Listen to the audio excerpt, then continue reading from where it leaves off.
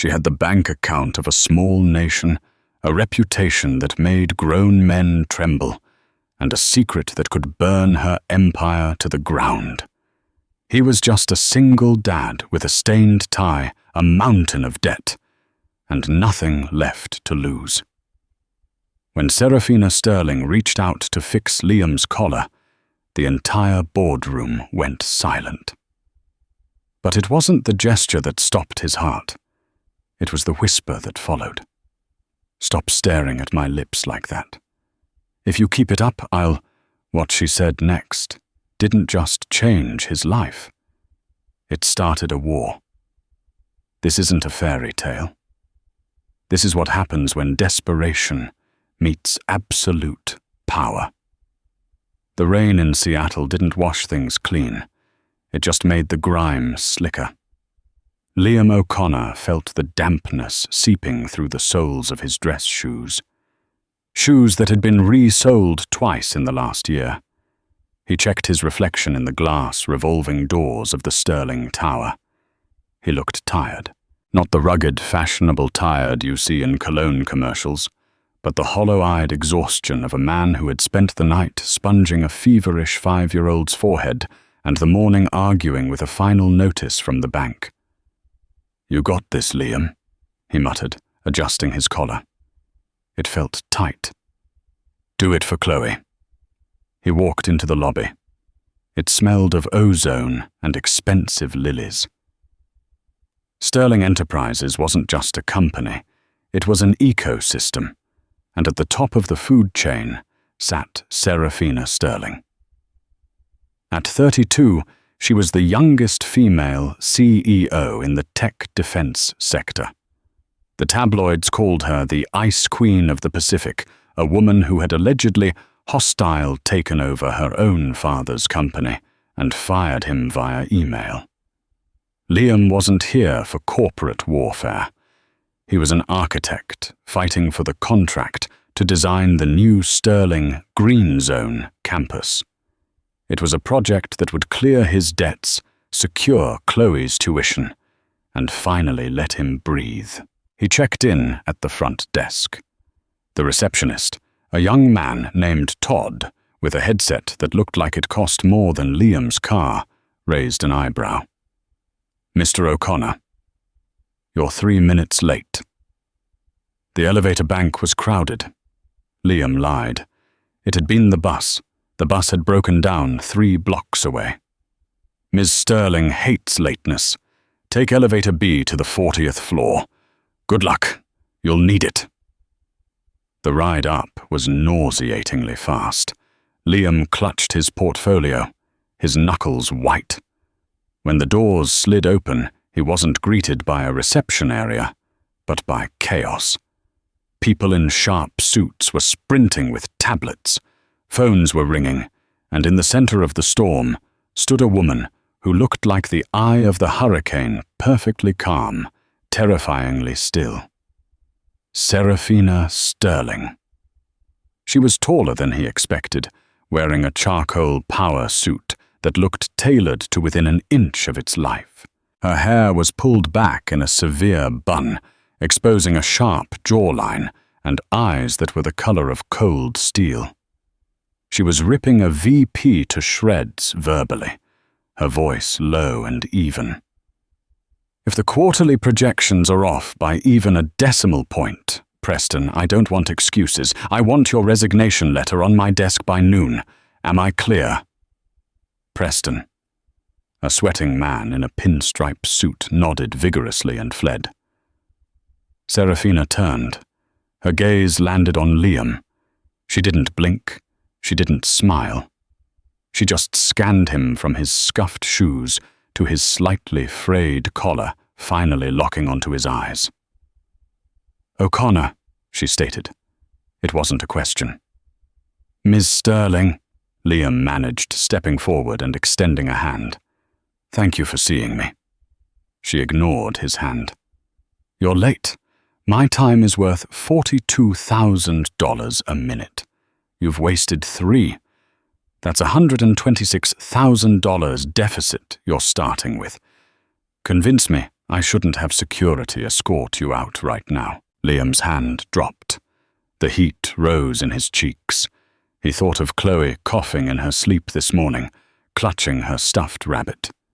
He thought of the eviction notice on the kitchen counter. The shame evaporated, replaced by a cold, hard necessity. Because, Liam said, his voice dropping an octave, losing the nervous tremolo. The firm you're currently using for the Green Zone project is stealing from you.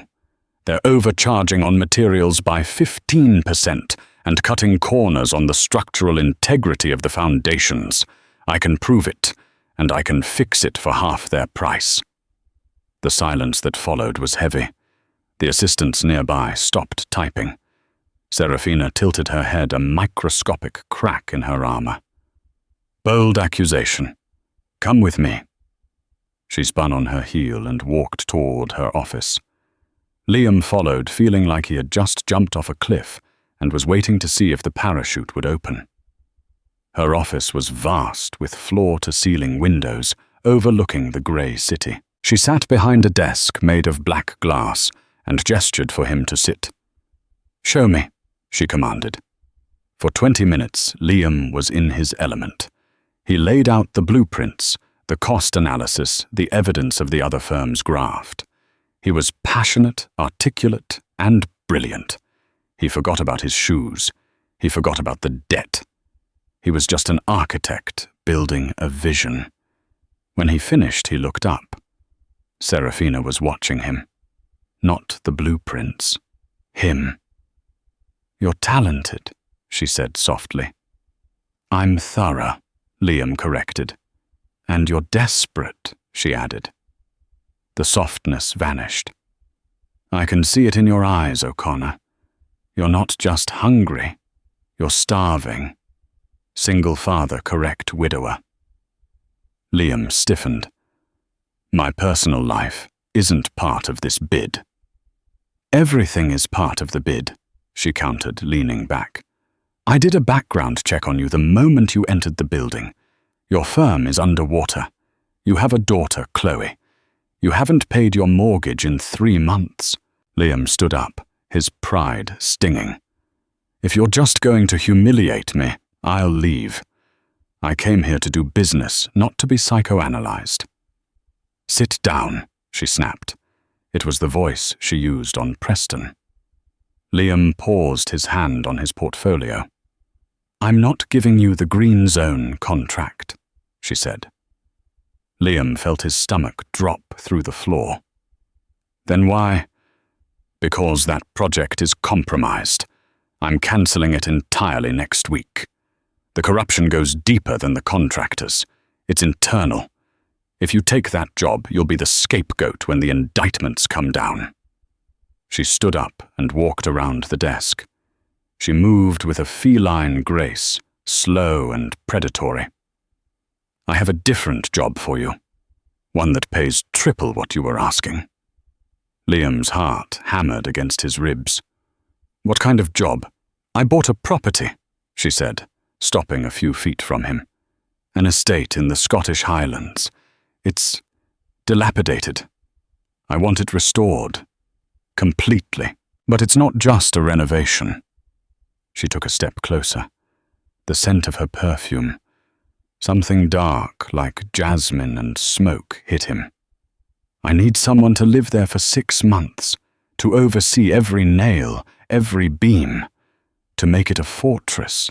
And I need someone who can keep a secret. Because I'm not just renovating a house, Liam.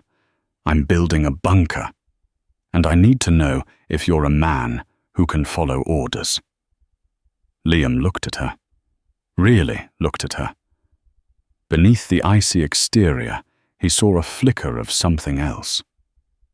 Fear. Paranoia. "I have a daughter," he said. "I can't just move to Scotland. She comes with you. Private tutors. Best medical care in Europe. A fresh start." It was the deal of a lifetime. It was the answer to his prayers. But as he looked into Serafina Sterling's eyes, he knew it came with a price tag. he couldn't yet read. "Why me?" he asked. "Because," she whispered, "you're the only man who walked into my office today and looked me in the eye instead of looking at my chest or my bank account. And because you have everything to lose, that makes you loyal." The contract lay on the table between them. It was thick, bound in leather. The number on the final page was staggering enough to retire on. But the non-disclosure agreement was even thicker. "I need time to think," Liam said, his voice hoarse. "You have until the elevator reaches the ground floor," Serafina said, checking her watch. "I have a board meeting in 5 minutes." She grabbed his arm, not gently, and steered him toward the private executive elevator. The doors slid shut, sealing them in a gold-plated box. The silence was deafening. The numbers on the display ticked down. 39. 38. 37. Liam felt the walls closing in. The proximity to her was overwhelming. In the office, she was the CEO. In this small box, she was just a woman, intimidatingly beautiful, smelling of power and danger. He looked at her reflection in the polished metal doors. She was staring straight ahead, her profile sharp enough to cut glass. But then her eyes shifted. She caught him looking. She turned to face him. The elevator hit the 30th floor and shuddered slightly. "You're staring," she said. "I'm analyzing." Liam shot back, finding a sudden surge of courage. "You're offering me a golden ticket, but you're acting like you're hiring a mercenary. What are you running from, Serafina?" It was the first time he had used her first name. Her eyes widened slightly. For a second, the mask slipped. She took a step toward him, backing him against the elevator rail. She was close, too close. He could see the gold flecks in her grey eyes. He could see the pulse beating in her throat. "You think you can handle my reality, Liam?" she asked, her voice dropping to a husky murmur. "You think because you figured out a corrupt contractor, you can handle my world?" She reached out. Her hand, cool and manicured, brushed against his chest. Liam stopped breathing. She wasn't pushing him away. She was straightening his tie. His tie was a cheap polyester blend bought at a discount store. Her fingers lingered on the knot, tightening it, adjusting the fabric with obsessive precision. It was an incredibly intimate gesture, something a wife would do for a husband, but the energy radiating off her was pure voltage. Liam was paralyzed. He found his gaze dropping to her lips.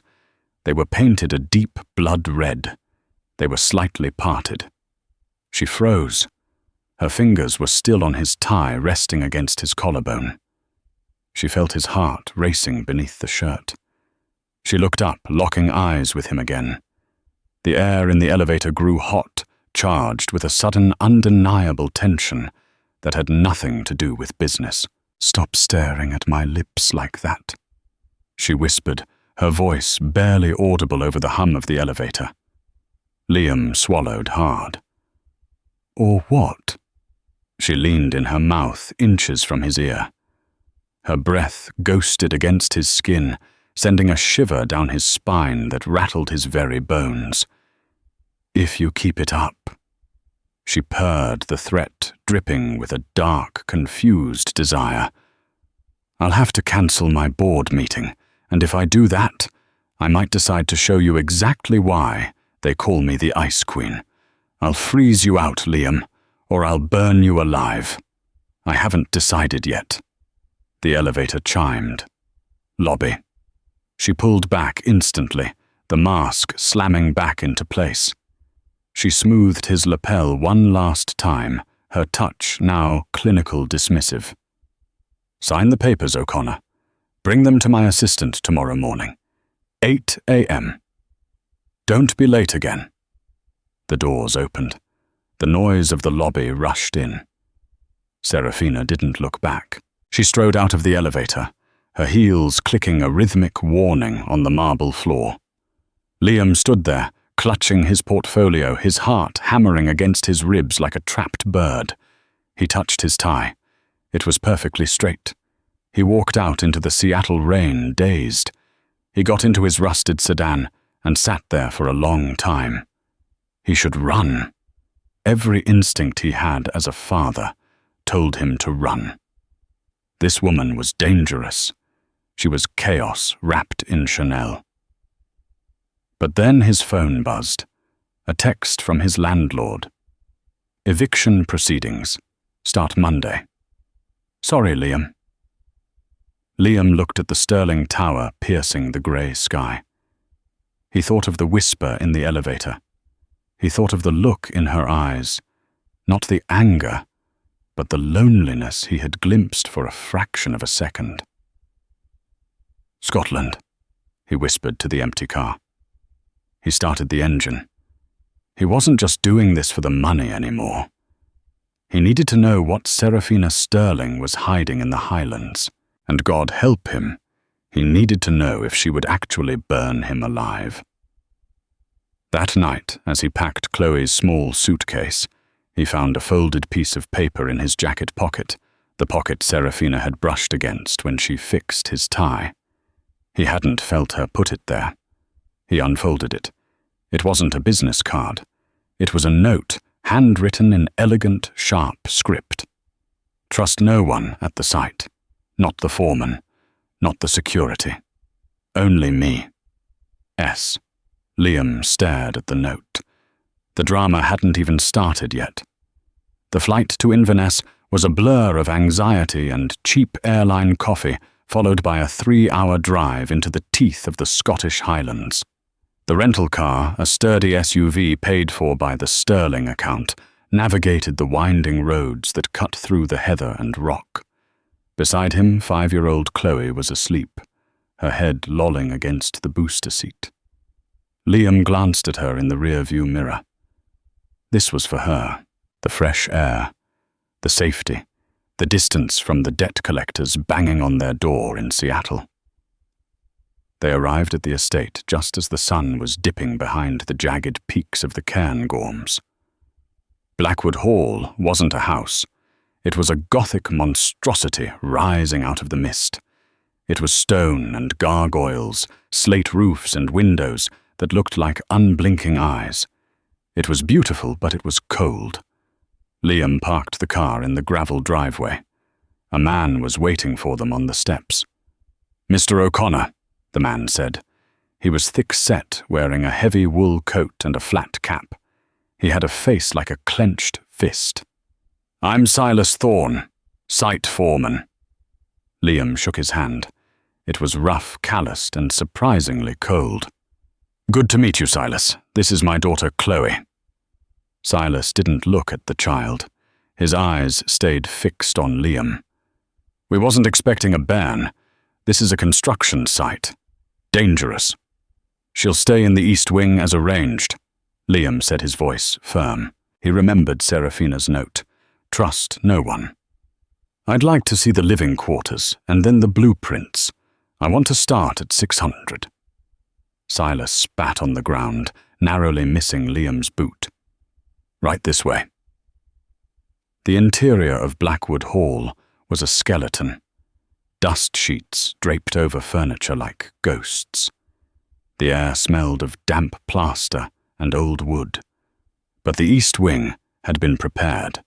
It was warm, stocked with food, and had a high-speed satellite internet connection that seemed out of place in the 19th century architecture. Once Chloe was settled with a cartoon on the tablet and a bowl of pasta, Liam went to the study, where the command center had been set up. The blueprints were spread out on a massive oak table. Liam turned on the overhead lamp and rolled up his sleeves. He was an architect. Lines on paper were his language. He began to cross-reference the digital files Serafina had sent him with the physical schematics left by the previous team. For 3 hours the house was silent, except for the wind howling outside. Then Liam found it. On page 42 of the structural schematics. The layout for the basement foundation, there was a discrepancy. The digital file showed a load-bearing wall running parallel to the wine cellar. But on the physical blueprint drawn in older fading ink, that wall was 3 feet thick. "Why do you need a 3-foot wall for a wine cellar?" Liam muttered to himself. He grabbed a flashlight and a laser measure. He left the study, locking the door behind him, and descended into the dark belly of the house. The basement was freezing. The beam of his flashlight cut through the gloom, illuminating racks of empty, dusty bottles. He found the wall. It looked innocent enough, rough stone, damp to the touch. He knocked on it. Solid. He took out the laser measure. He measured the interior of the cellar, then walked out to the hallway and measured the exterior distance to the next room. The math didn't add up. There was a void. A space about 4 feet wide and 10 feet long, sandwiched between the cellar and the boiler room. It wasn't on the approved plans. Liam felt a chill that had nothing to do with the temperature. "I'm building a bunker," Serafina had said. But this void was old. He moved closer to the stone, running his fingers along the mortar. At eye level, he found a loose stone. It wasn't accidental. The mortar around it was fresh silicone disguised as cement. He pulled. The stone slid out with a grinding noise. Behind it was a keypad, a modern biometric keypad glowing with a faint blue light. Liam stared at it. This wasn't renovation. This was high-tech espionage. "Looking for the wine, Mr. O'Connor." Liam spun around, dropping the flashlight. The beam spun across the floor, landing on Silas Thorne's boots. The foreman was standing in the doorway of the cellar holding a heavy wrench. He wasn't smiling. "I'm checking the structural integrity," Liam said, his heart hammering. He tried to keep his voice level. "There's a discrepancy in the foundation." "Old houses have secrets," Silas grunted, taking a step forward. "Best to leave them buried. Miss Sterling pays us to build, not to dig." "Miss Sterling put me in charge," Liam countered, stepping back toward the wall. "That means I need to know every inch of this place. What is behind this wall, Silas?" Silas weighed the wrench in his hand. The air in the cellar grew heavy with violence. "You ask too many questions for a man with a little girl upstairs," Silas said softly. Liam saw red. The fear vanished, replaced by a cold, protective rage. He took a step toward the foreman. "If you threaten my daughter again, Silas, I won't fire you. I will bury you in this foundation myself." Silas paused. He saw the look in Liam's eyes, the look of a cornered animal. He chuckled a dry, rasping sound. "Feisty. I like that. But you're out of your depth, architect. That keypad. Even I don't have the code. Only the Queen Bee does." Silas turned and walked away, the wrench tapping against his leg. "Get some sleep. Storm's coming in tonight. A bad one." Liam waited until the footsteps faded. He grabbed his flashlight and looked at the keypad one last time. He took a photo of it with his phone and sent it to an encrypted email draft just in case. He went back upstairs, double-locked the door to the east wing, and pushed a heavy dresser in front of it. He slept on the floor next to Chloe's bed, a hammer from his toolkit gripping tightly in his hand. He realized then that Serafina hadn't sent him here to fix a house. She had sent him here to guard a vault. And he had no idea what was inside. The storm, Silas predicted, hit the highlands with the force of a bomb. By midnight on the 3rd day, the wind was screaming around the stone turrets of Blackwood Hall, rattling the window panes like someone trying to break in. The power had gone out an hour ago. The generator kicked in with a low hum, keeping the emergency lights and the security system online, but the main house was plunged into shadow. Liam was in the kitchen, boiling water on a camping stove he'd found. Chloe was asleep, thank God. He couldn't shake the feeling of being watched. Every shadow looked like Silas. Every creak of the floorboards sounded like a footstep. Suddenly a sound cut through the roar of the wind. A rhythmic thwop, thwop, thwop. A helicopter. Liam ran to the window.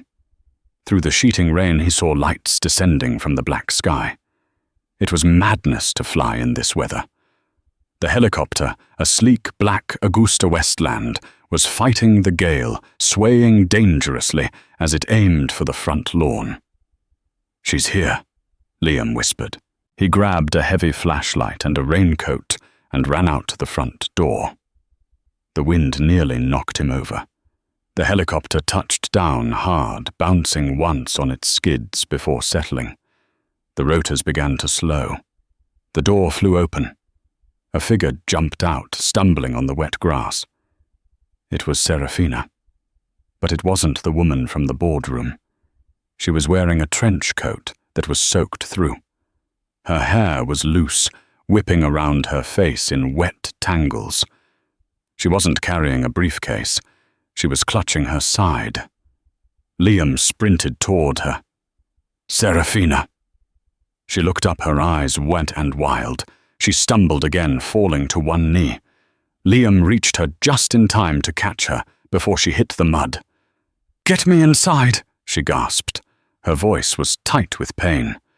"Now before they see the thermal signature." "Who?" Liam shouted over the wind. "Just move!" He scooped her up. She was lighter than she looked, shivering violently. He carried her through the rain, up the stone steps, and kicked the heavy oak door shut behind them, throwing the deadbolts. The silence of the hall was sudden and ringing. Liam set her down on a velvet bench in the foyer. Water pooled around them. He stripped off his wet coat and looked at her. "Are you hurt?" Serafina leaned her head back against the wall, closing her eyes. Her face was pale, her lipstick smeared. She pulled her hand away from her side. It was covered in blood. "Liam," she breathed. "I need the first aid kit, the military one, in the pantry." "I'm calling an ambulance," Liam said, reaching for his phone. "No." She grabbed his wrist with surprising strength. Her eyes snapped open, blazing. "No police, no hospitals. If you make a call, they will triangulate the signal, and we will both be dead in 10 minutes. Do you understand?" Liam looked at the blood, then at her eyes. She wasn't lying. "The kit," he said. "I'll get it." He ran to the pantry, found the olive-drab box marked with a red cross, and sprinted back. "Take off the coat." He ordered, his hands steady, despite the adrenaline coursing through him. Serafina winced as she peeled off the trench coat. Underneath, she wore a white silk blouse that was ruined, stained crimson on the left side. "It's a graze," she gritted out. "Bullet graze. Ribs might be cracked." Liam stared at her. "You were shot. Hostile takeover," she said, a dark, humorless laugh escaping her lips before she flinched in pain. "Literally." Liam got to work. He cut the shirt open. The wound was an ugly, angry gash across her ribs, but she was right, it wasn't deep enough to hit an organ. He cleaned it with antiseptic. She hissed, arching her back, her fingers digging into his forearm. "I'm sorry," he murmured. "I have to clean it." "Just do it," she whispered. Tears pricked the corners of her eyes, but she didn't cry out. He bandaged her tightly, his hands moving with the precision of his trade. When he was done, he sat back on his heels, his hands covered in her blood. They were close again. The foyer was dim, lit only by the emergency track lighting. The storm raged outside, but in here the only sound was their breathing. Serafina looked down at him. The adrenaline was fading, leaving her trembling. You came, she said softly. I didn't think you'd actually stay after the storm hit. I need the money, Liam said, though it sounded like a lie even to his own ears. Liar, she whispered. She reached out her hand, shaking, and touched his face. Her fingers were ice cold. You stayed because you want to know. Know what? Liam asked. He didn't pull away. Why a software CEO needs a bunker in Scotland. Why I have a bullet hole in my side. She leaned forward, wincing. My father didn't retire, Liam. I didn't fire him. He's selling something. Something dangerous. A prototype AI weapon meant for cyber warfare. He's selling it to the highest bidder on the black market. I froze the assets. I locked him out. I stole the encryption key. She tapped her temple. It's in here. And on a drive, I hid in the house. The wine cellar, Liam realized aloud. The keypad. Serafina's eyes widened. You found it. I found a void in the wall. Silas Thorne caught me. Serafina went rigid. Silas saw you at the wall. Yes, he warned me to back off. Oh, God. Serafina tried to stand up, panic seizing her. Liam, we have to move, now. Silas isn't just a foreman. If he knows you found the vault. Crash. The sound came from the kitchen, the sound of a window shattering. Then the heavy thud of boots on the floorboards. Not one pair. 3. The generator cut out. The emergency lights died. The hall plunged into absolute darkness. They cut the line, Serafina whispered in the dark. She pressed herself against Liam. He could feel her heart beating against his chest, frantic and wild. They're inside. Liam thought of Chloe asleep upstairs. Do you have a gun? Liam asked, his voice a low growl. In my bag, she whispered. Glock 19. 1 magazine. Get it, Liam said. He stood up, grabbing a heavy iron poker from the fireplace. Go to Chloe. Lock the door. Don't open it unless you hear my voice. Liam, no. She grabbed his arm in the dark. You're an architect, not a soldier. He pulled her close, his lips brushing her ear. The memory of the elevator rushed back to both of them. I'm a father, he whispered back. That's worse. He pushed her toward the stairs and turned to face the darkness of the hallway. He could hear them moving. The hunt was on. The darkness in Blackwood Hall was not empty. It was heavy, pressing against Liam's skin like a physical weight. The only illumination came from the erratic strobe of lightning, flashing through the tall Gothic windows, casting long, dancing shadows that stretched across the floorboards. Liam crouched behind the heavy oak island in the center of the kitchen. His breath came in shallow, silent hitches. He gripped the iron poker so tightly, his knuckles ached. He wasn't a soldier. He was a man who designed libraries and sustainable office parks. But adrenaline is a powerful drug, and the thought of the men moving through the hallway, moving toward the stairs toward Chloe, stripped away his civilization. The footsteps stopped. Check the pantry, a voice rasped. It wasn't Silas. It was a younger, edgier voice. Boss said the architect might be hiding. He's a pencil pusher, a second voice grunted, deeper, closer. Probably wetting himself in a closet. Liam peered around the edge of the island. A beam of tactical light swept across the room, illuminating copper pans hanging from the ceiling and the shards of glass on the floor where they had broken in. The beam swung toward the pantry. Liam looked at the floor. During his first inspection, he had noted that the floorboards near the scullery entrance were rotted dry rot that had eaten through the joists. He had marked it with yellow tape for Silas to fix. Silas hadn't fixed it. Good, Liam thought. He picked up a heavy ceramic mug from the counter and hurled it into the far corner of the scullery, directly over the rotted patch. Smash! The sound was explosive in the quiet house. There! The deep voice shouted. The heavy footsteps thundered toward the sound. The mercenary, a man built like a vending machine in tactical gear, charged into the scullery. He didn't see the yellow tape in the dark. He didn't know about the joists. Crack! The floor gave way with a sickening, splintering sound. The mercenary yelled as his leg plunged through the rotten wood, up to his hip, twisting violently. He slammed face first into the stone wall, his rifle skittering across the floor. My leg, damn it! I'm stuck! The second man, the one with the raspy voice, spun around, his flashlight darting wildly. Contact scullery! He raised his weapon, distracted by his partner's screams.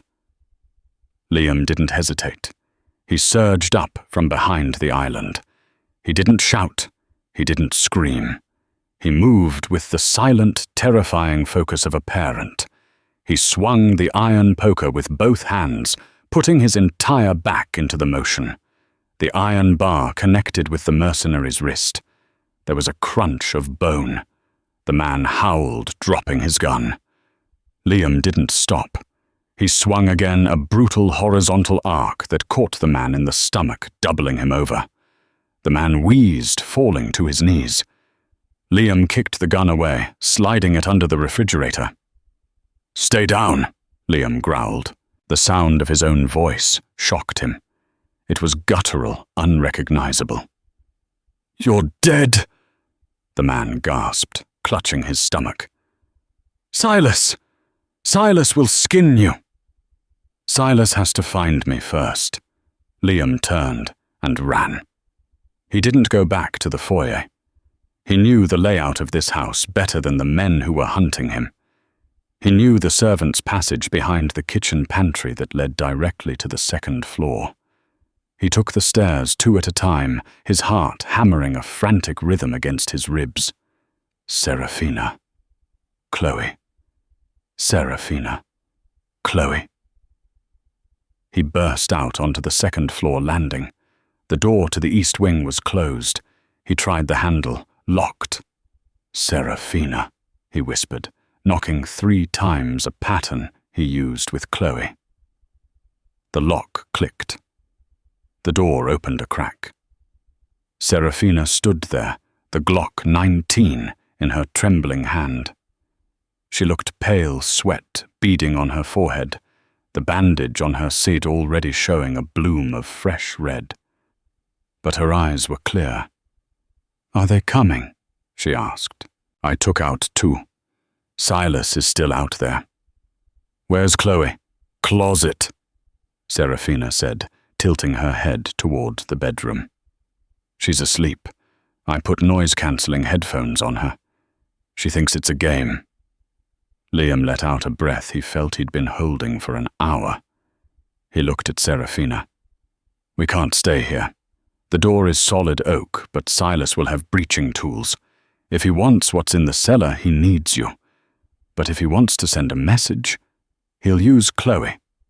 Serafina finished, her voice cold. I know how these men work, Liam. My father hired them. Your father? Liam stared at her. He wants the key. He doesn't care if I bleed out, as long as he gets the biometrics. She gripped the door frame, swaying slightly. The blood loss was getting to her. Liam grabbed her arm to steady her. The cellar, he said. The void I found. It's a panic room, Serafina. It has to be.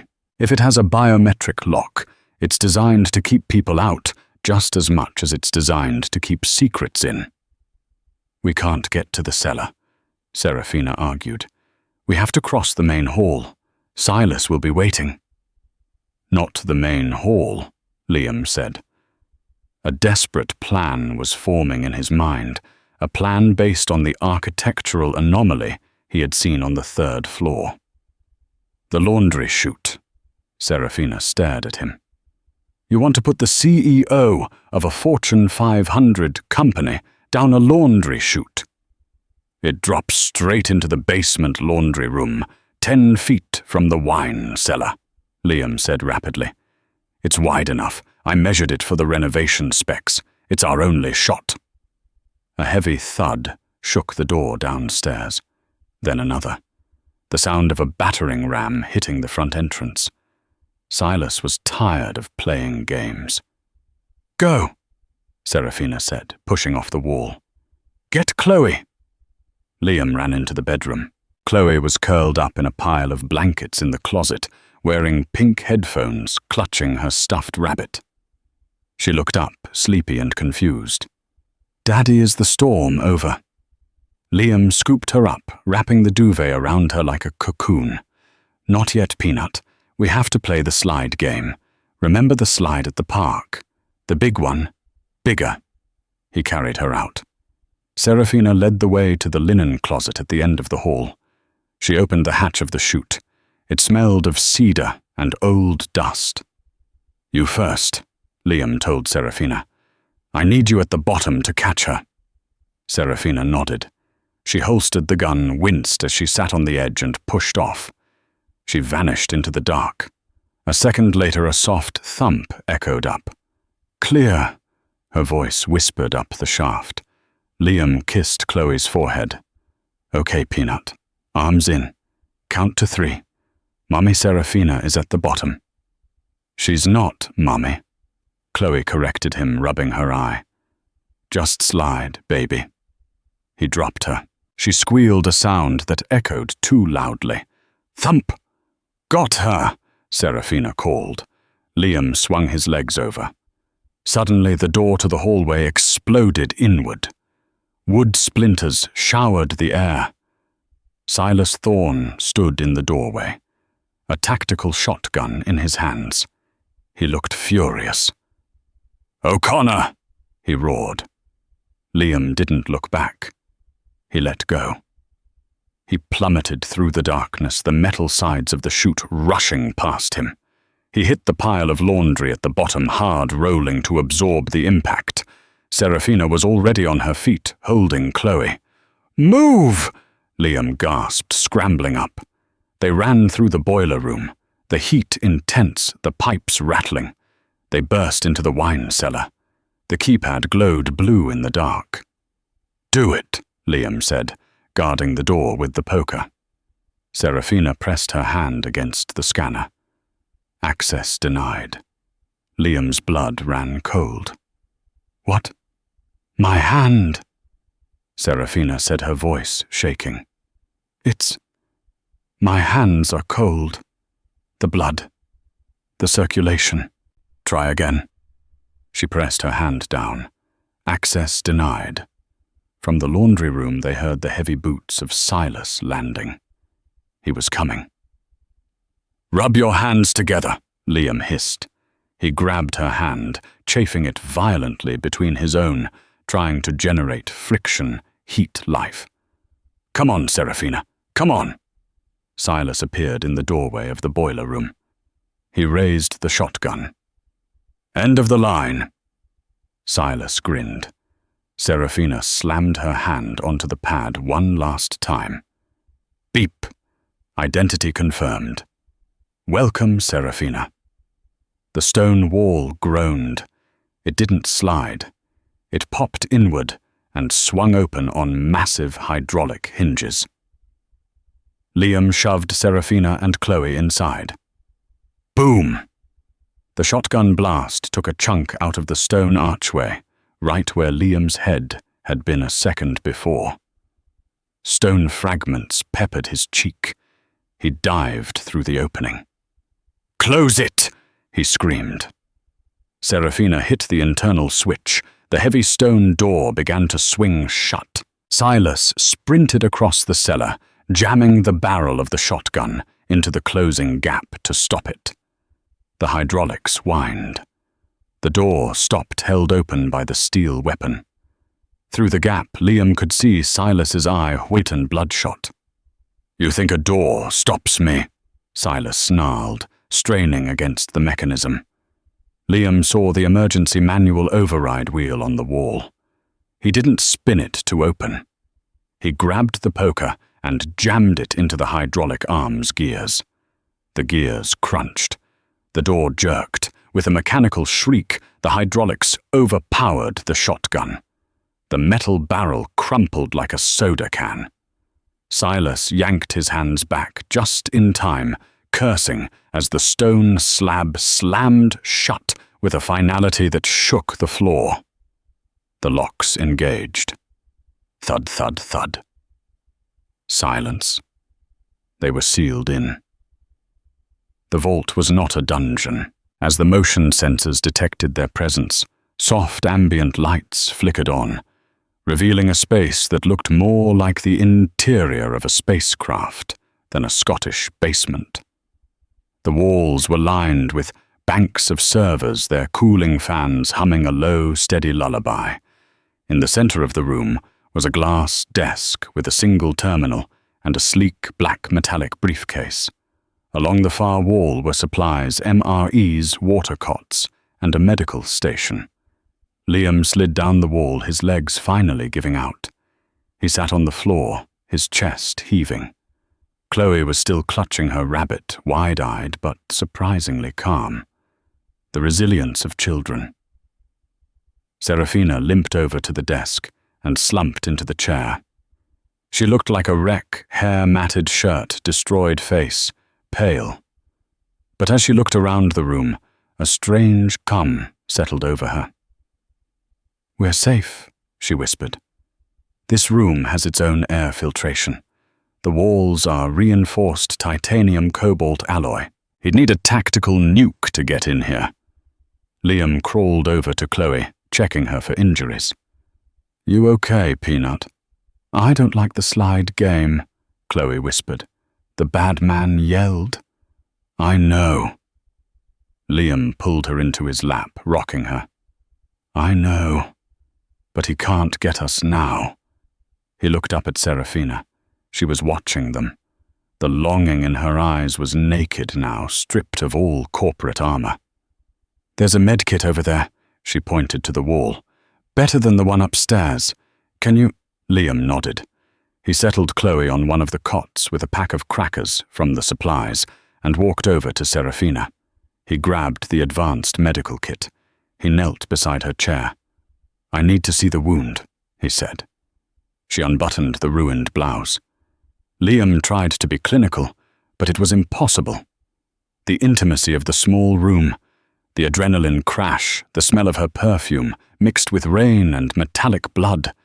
It was overwhelming. He cleaned the wound again, applying a clotting gel from the kit and stitching it with the sterile staple gun. She gripped his shoulder, her nails digging in her breath, coming in sharp hisses near his ear. "You did good," she whispered when he was done. "For an architect." Liam looked up. His face was inches from hers. He could see the pores of her skin, the flecks of gold in her grey eyes. "I didn't do it for the job," he said hoarsely. "I did it because you looked lonely in that elevator, and because no one should have to fight a war alone." Serafina's gaze dropped to his lips. The air in the room charged static electricity building between them. "You're staring again," she murmured, a ghost of a smile touching her lips. "I warned you about that." "I remember," Liam said. "You said you'd freeze me out or burn me alive." "I lied," she breathed. She leaned in. Liam met her halfway. The kiss wasn't gentle. It was desperate, fueled by survival and fear, and a sudden fierce attraction that had been simmering since the day they met. Her hands tangled in his hair.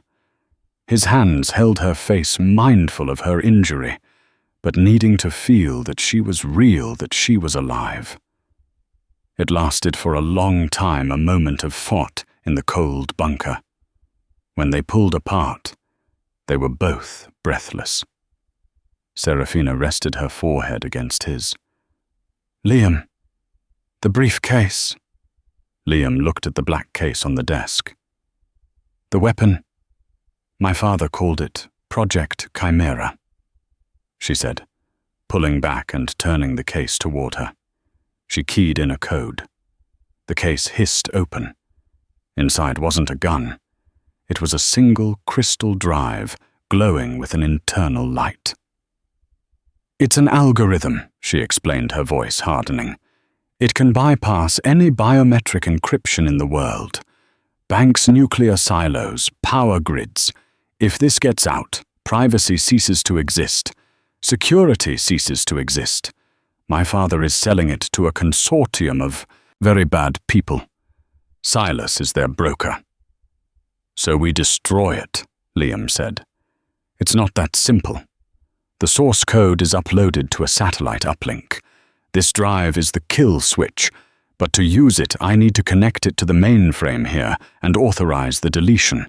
The problem is, she pointed to the monitor, uplink offline, external antenna damaged.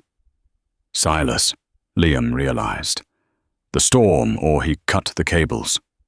If I don't execute the kill switch within, she checked the timer on the screen, 4 hours the upload completes automatically. Once it's in the cloud, it's gone. And the world changes forever. Liam stood up. He walked to the schematics of the bunker pinned to the wall. He studied them. The antenna, he said, tracing a line. It's on the north turret, the highest point. We can't go out there, Serafina said. Silas is waiting. We don't have to go out, Liam said. He turned to her, a dangerous spark in his eyes.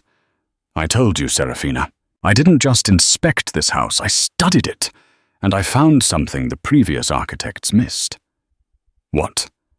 The north turret has a lightning rod, grounding wire that runs down through the central chimney. It passes right behind this wall. He tapped the titanium wall. If I can tap into that grounding wire, Liam said, his mind racing, I can use the house's wiring as a massive antenna. We don't need the satellite dish. We just need to boost the signal through the copper grid of the estate. Serafina looked at him. That's theoretically possible. But you'd need to splice into the main voltage line without frying the server. I can do it, Liam said. But I need tools, and I need to get into the service crawl space. He pointed to a small ventilation hatch near the floor. It leads to the conduit, Liam said. But Silas is going to hear me drilling. He's going to know we're up to something. Let him hear, Serafina said, her voice turning into steel. She stood up, wincing but standing tall.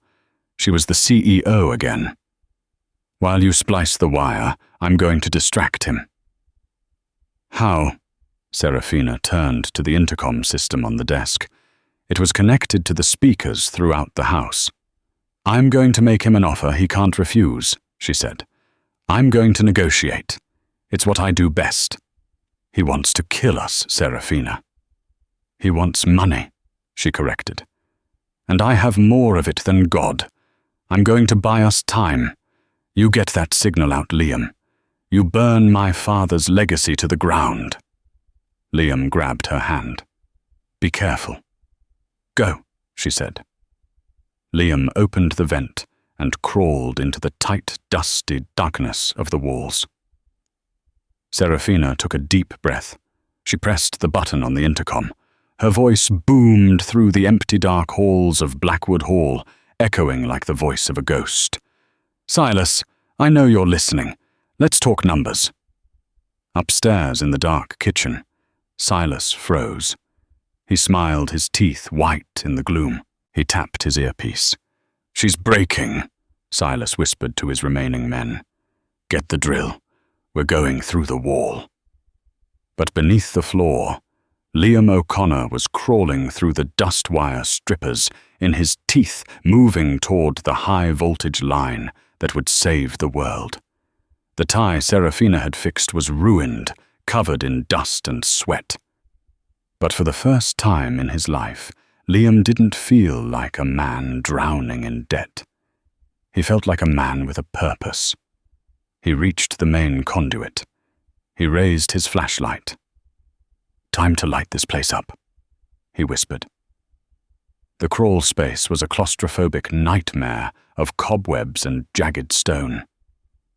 Liam dragged himself forward on his elbows, the taste of dust coating his tongue. He could hear Serafina's voice booming through the house, calm and imperious, negotiating a ransom she had no intention of paying. "5 million, Silas," she said, her voice amplified by the speakers. "Wire transfer. Clean. You walk away. And I forget you ever existed. You don't have 5 million in liquid cash." "Princess," Silas's muffled voice shouted back from the other side of the wall, "and I don't leave loose ends." Liam reached the main junction box. It was old 1950s wiring wrapped in fraying insulation. He pulled the wire strippers from his pocket. His hands were shaking not from fear, but from the sheer physical exhaustion of the last few days. He clamped the strippers onto the thick copper cable. "This is going to hurt," he thought. He stripped the live wire. A spark spat out, singing his eyebrow. He winced, but kept working. He had to bridge the grounding wire to the server's auxiliary output cable he had dragged in with him. It was a jury-rigged connection that violated every safety code in existence. "Liam!" Serafina's voice cut through his earpiece, no longer broadcast to the house. "He's drilling. I can see the lock mechanism heating up on the thermal camera. You have maybe 60 seconds before he bypasses the hydraulics." "Almost." "There." Liam grunted. He twisted the copper strands together. The connection snapped into place. Crack! A bolt of blue electricity arced from the junction box, slamming into Liam's hand. The shock threw him backward, his head cracking against the stone wall. The smell of ozone filled the small space. His arm went numb, dead weight at his side. But the hum in the bunker changed. It went from a low drone to a high-pitched whine. In the command center, Serafina watched the screen. The red bar that said "offline" flickered. "Come on," she hissed, typing furiously with one hand. The house's entire electrical grid surged. Upstairs, the lights blew out. The drilling stopped instantly as the power tools died. On the screen, the bar turned green. Uplink established.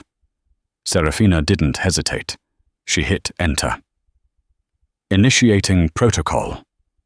Chimera purge. A progress bar raced across the screen. 20%, 50%, 80%. Outside the vault door, Silas roared in frustration. He hammered on the titanium with the butt of his dead drill. "Open this door. Now. Delete complete." The screen went black. The drive in the briefcase shattered internally with a small pop, a fail-safe mechanism destroying the hardware. It was over. The weapon was gone. Liam tumbled out of the ventilation hatch, coughing, clutching his burnt hand. Serafina ran to him, falling to her knees. "You did it," she whispered, grabbing his face. "It's gone, Liam. It's all gone. Did we win?" Liam gasped, fighting the darkness encroaching on his vision. "Not yet," she said. The silence outside was broken by a new sound. Not a drill, not a gun. Sirens. Dozens of them. And the heavy thrum of military-grade choppers. When the uplink hit, Serafina explained, a fierce smile breaking through her exhaustion. "It didn't just delete the file. It sent a distress beacon to my private security team in London. Priority Alpha." From outside, a loudspeaker boomed, shaking the very foundations of the house. "This is Sterling Security. Drop your weapons and exit the building. We have the perimeter secured." They heard the clatter of a shotgun hitting the floor. Silas knew when he was beaten. Serafina slumped against Liam, the adrenaline finally leaving her body. They sat there on the floor of the bunker, battered, bloody, and exhausted. Chloe was still asleep on the cot, the noise-cancelling headphones blocking out the war that had just ended. "You owe me a new tie," Liam murmured, his eyes closing. Serafina laughed a sound that was half sob. She kissed his soot-stained cheek. "I'll buy you a factory Liam O'Connor." The charity gala at the Sterling Tower was the event of the season. The press was there in droves, cameras flashing. Liam stood near the bar, uncomfortable in a tuxedo that actually fit him this time. He watched Chloe now, 6, running around the legs of the waiters in a frilly dress, laughing. "She's stealing all the attention," a voice purred beside him. Liam turned. Serafina stood there. She wore a dress of shimmering silver, looking every inch the ice queen the world thought she was. But her eyes were warm. She reached out and took hold of his lapels. "Your tie is crooked," she whispered. Liam smiled. "I have a very demanding boss. She keeps me busy." "Is that so?" She tightened the knot, her fingers lingering on his chest, right over his heart. The crowd faded away. It was just the two of them, back in that elevator, back in the bunker. "Stop staring at my lips," she whispered, the old threat now a promise. "Or what?" Liam challenged, leaning in. "Or I'll marry you," she said softly. Liam didn't hesitate. He kissed her right there in front of the board members, the press, and the world. "Deal," he whispered against her mouth. That is the power of a story that flips the script. What started as a desperate job interview became a fight for survival, proving that true strength isn't about bank accounts. It's about what you're willing to risk for the people you love. Liam and Serafina's journey from the boardroom to the bunker shows that sometimes the biggest twists happen when you least expect them. If you enjoyed this roller coaster of romance, action, and suspense, please smash that like button right now. It helps the channel grow and lets me know you want more stories like this. Share this video with a friend who needs a little drama in their day. And don't forget to subscribe and hit the bell icon so you never miss the next part. What would you have done in that bunker? Let me know in the comments below. Thanks for watching.